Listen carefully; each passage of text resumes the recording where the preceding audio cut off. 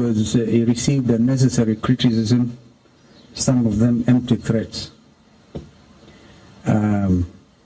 So this is a statement by Azimio Umoja One Kenya Coalition Party on June 14th, 2024, and entitled Kenya Kwanza Regime's 2024-2025 Budget Estimates and Finance Bill 2024 are a monumental betrayal of public trust. Good afternoon, and thank you for honoring our invitation to attend this important press conference. The Azimio Umoja One Kenya Coalition Party convened to discuss the budget estimates 2024-2025 and the Finance Bill 2024, assessing the nation's overall condition and the impact of the Kenya Kwanza regime. We now wish to make the following announcement to the Kenyan public regarding our position on the two matters. On the number one item, budget estimates 2024-2025, in February, we informed Kenyans that the Kenya Kwanza's economic proposals, policies and plans were unsound, unrealistic, and unrectifiable.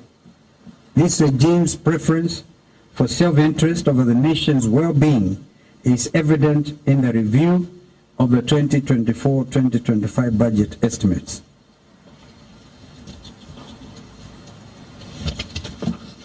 Indeed, the regime, with a contemptuous attitude towards the common Kenyan, has revealed its deep betrayal of the hustlers it claims to serve. The budgetary allocations do not promote economic growth, but betray Kenyans. This regime has concealed its true goals of maintaining an oppressive and equal system benefiting a select few elites under the illusion of progress. Kenya Kwanza's prioritization of selective shareholder financing or financial gain over the needs of Kenyan citizens is a shameful decision given the country's high living expenses, high poverty, and unemployment. Indeed, the regime's continued allocations to state departments and agencies that duplicate county functions exemplify a lack of concern for Kenyans' well-being. The budgetary process lacks transparency and accountability, indicating a government operating with impunity and disregard for consequences. Indeed, from the CSAs, PSAs to the chair of the House Budget Committee and the printed budget books, all have who or what should Kenyans believe. This is a continuation of KK's culture of duplicity and lies, to the point they have forgotten what lie they told Kenyans yesterday. The Kenya Kwanza regime's 2024-2025 budget, despite its lofty and imprecise private jets and transporting obscenely large delegations overseas in the name of benchmarking that they could not borrow or learn how these nation states have actually been reducing taxes to stimulate the economies and be able to create jobs. This is actually all of that benchmarking is short of puzzling. The headline in one of the UK papers, which is basically the elections are next month in the UK, and both the Conservatives and Labour are overdoing each other and showing which of the two formations will reduce taxes. And it is the opposite in our country. This, justly to please their Washington masters, is exemplified by the absence of genuine public consultation and supervision. And by Washington masters, of course, you also know that is where the Bretton Woods are actually based. Lest you think we are attacking any other regime, we are not. It is our contention that despite the budget estimate 2024-2025 hyperbole, flowery language, and complicated figures, it simply does not stimulate economic activity. It does the opposite and seeks to tax every adult Kenyan 24,000 shillings more, additional to all what we all know as, for example, the housing tax and the very lean pay slips. Ladies and gentlemen, this can only be termed as a reckless race to the bottom. I don't know how many times the CS Ndungu repeated the words bottom up, bottom up. So it became so boring. Kenyans have lost touch with that kind of phraseology. Do not take our word for it. These are some of the examples of increased expenditure. Number one, Office of the Executive President, 1.2 billion shillings. Office of the Deputy President, 678 million shillings. Minister of Defense, 11 billion shillings. Additional. All these additional. Foreign Affairs, 1.4 billion. National Treasury, 6 billion. One wonders what the Treasury has to spend this money for. Minister of Transport, 1.3 billion. Minister of Cooperatives, 2 billion. This is a 23.6 billion increase in recurrent expenditure. This is a budgeted corruption in the name of tea, mandazi, and flowers. This is not development, but sheer eating. It's their time to eat, so they believe. Further, we highlight the following misplaced allocations. Number one, the National Treasury has 26 billion more in the name of development. Two, the State Department for Devolution has an increase of 2.6 billion in development expenditure. If this regime believes in the success of devolution, then these funds should form part of the equitable share to the county governments. Number three, the State Department of Housing has been allocated an additional 72 billion shillings. This is higher than that of 10 counties combined. What is the line item 1071 106600? Is it the sign of the beast, some wonder?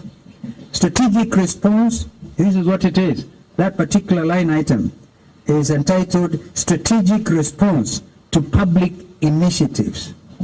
Strategic Response to Public Initiatives. That comes to 2.5 billion shillings. If that is not budgeted corruption, what is it?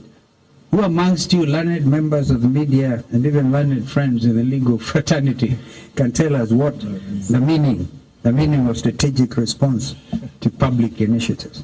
We estimate 1 trillion shillings as budgeted corruption for the next financial year.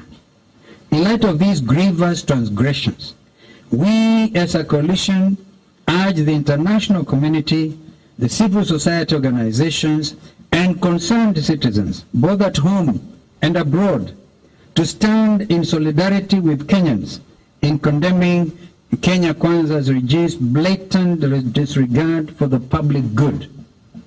We call for quick action to bring those responsible for this breach of trust accountable and to lobby for a budgetary framework that prioritizes the needs and concerns of all Kenyans, not just the privileged few. Kenya Kwanza may have been successful in unveiling its punitive budget, but it has fallen short of its obligation to lead with honesty, with fairness and compassion. Kenyans deserve better, and we will not stop fighting for them to be given the voice and direction they so richly deserve. On the Finance Bill 2024, as our second item, the Kenya Kwanza regime's planned Finance Bill 2024 seeks to fund a 3.914 trillion budget through tax collection of 3.354 trillion shillings. This grandiose goal comprises several new and amended tax measures that will have a substantial impact on both individuals and businesses in our country. Azimio believes that Kenyans can only thrive if we stimulate the economy, not if we arbitrarily and consistently raise their tax burden.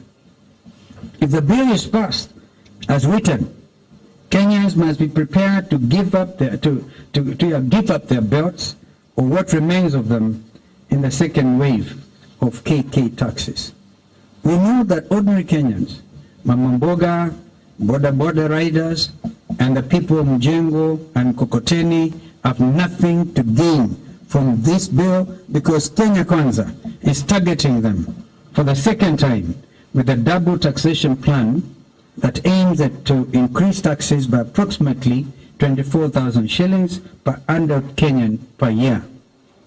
The majority of the tax measures in the 2024 finance bill are punitive in nature with substantial consequences for Kenyans. For example, the new tax on motor vehicles proposes a 2.5% tax on the value of motor vehicles with a minimum of 5,000 shillings and a maximum of 100,000 shillings, which if adopted will raise the cost of car ownership and result in higher insurance rates. It is predicted to have an impact on the transportation and logistics industries, thereby increasing the cost of living via a multiplier effect. The new withholding tax on digital marketplaces levies a 20% tax on non-residents and 5% on residents' income from digital marketplaces.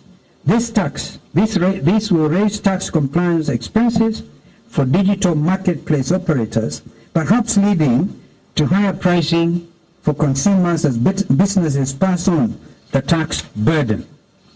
The proposed rise in excise duty on money transfer services from 15% to 20% will raise the cost of financial transactions, hurting both businesses and individuals who use these services daily.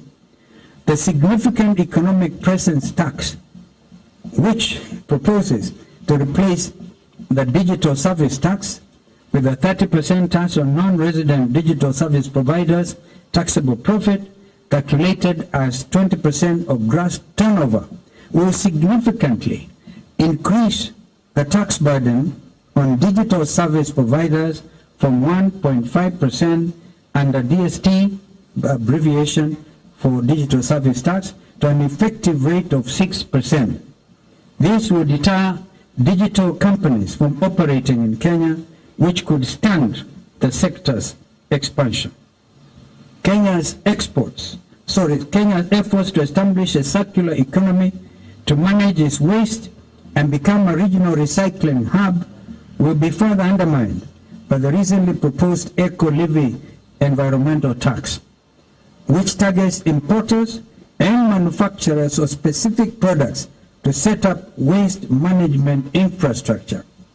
This new tax will duplicate the current levy mandated and extended producer responsibility EPR scheme and will also remove the incentive to increase investments in recycling waste products. Additionally, the eco-levy will be detrimental to Mwananchi as it will increase prices for all plastic packaging materials, batteries, and hygiene products. For instance, the 150 shilling levy per kilogram of plastic packaging will increase the cost of a 400-gram loaf of bread by 9 shillings, from 65 shillings to 74 shillings. Increase 1 liter of cooking oil by 16.81 shillings, from 300 to 316.81. Increase of 1 kilogram of powder detergent by 30 shillings, from 200 to 230. Bread and other necessities will now be subject to a standard rated VAT instead of zero rated VAT, which will directly affect household spending and drive up the already expensive cost of living. As Azimio, we firmly believe that these are serious ramifications for Kenya's economy and standard of living if the bill is passed into law. Should it be put to effect, it will significantly raise production costs, will destroy the industry's ability to compete, resulting in closures and job losses. As a result, our local and export markets will be negatively impacted, retail prices will rise, wananchi will be burdened, and cash flow requirements will rise during a period when interest rates are rising. Azimio believes that our country's focus should be on helping enterprises and the manufacturing industry to create jobs and wealth, increase productivity, cut living costs, and finally bring prosperity to Kenyans. We therefore reaffirm our stand that all well-meaning Kenyans must oppose the Finance Bill 2024 and have thus instructed all our parliamentary members to lead from the front in rejecting this punitive bill in its totality.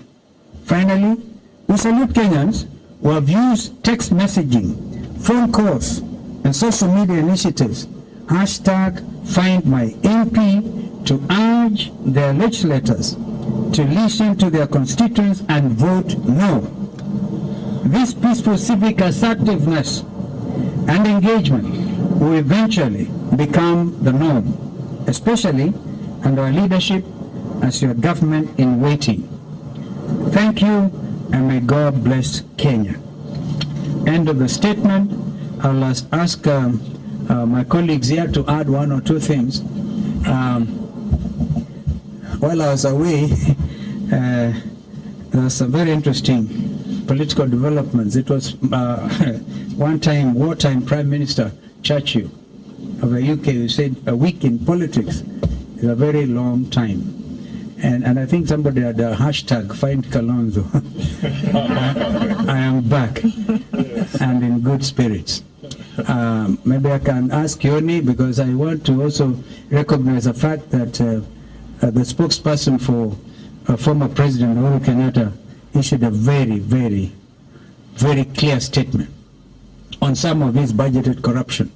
Monies are budgeted for the office of retired president, retired deputy presidents, the vice presidents, and premiers, and nothing seems to be happening in those offices. Ask yourselves, where does this money go?